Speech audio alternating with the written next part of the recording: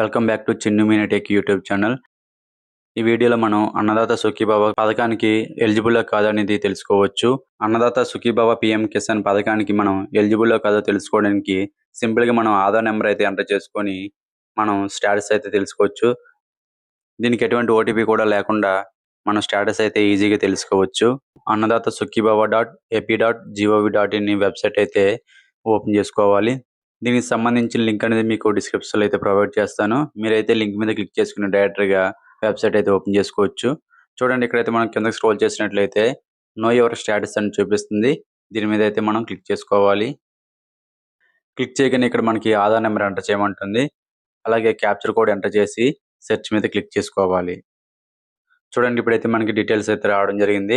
Beneficiary ఎవరైతే ఉన్నారో వాళ్ళ ఆధార్ నెంబర్ అయితే చూపిస్తుంది. అలాగే వాళ్ళ నేము, డిస్టిక్, మండల్, విలేజ్ చూపిస్తున్నాయి. స్టేటస్ దగ్గర చూడండి, ఇక్కడైతే మనకి ఎలిజిబుల్ అని చూపిస్తుంది. సో ఈ పథకానికి అయితే అర్హులని మనం చెప్పుకోవచ్చు. అలాగే లాస్ట్ కాలం చూడండి, ఈకేవైసీ కంప్లీటెడ్ అని వస్తుంది. మీరు ఎలిజిబుల్ అయ్యి ఉండి కూడా మీకు రిమార్క్స్లో ఈకేవైసీ ఇన్కంప్లీట్గా ఉన్న స్టేటస్ అనేది ఇన్ఎలిజిబుల్ ఉన్నా సరే మీ దగ్గరలో ఉన్న సచివాలయంలో అయితే గ్రీవెన్స్ అయితే సబ్మిట్ చేయండి. అన్నదాత సుఖీభవ పథకం కింద మనకి టోటల్గా 20,000 అయితే ఇవ్వడం జరుగుతుంది. ఇందులో 14,000 స్టేట్ గవర్నమెంట్, అలాగే 6,000 అనేది సెంట్రల్ గవర్నమెంట్ షేర్ అనేది ఇవ్వడం జరుగుతుంది. ఈ వీడియో మీకు నచ్చినట్లయితే షేర్ చేయండి. Thank you for watching.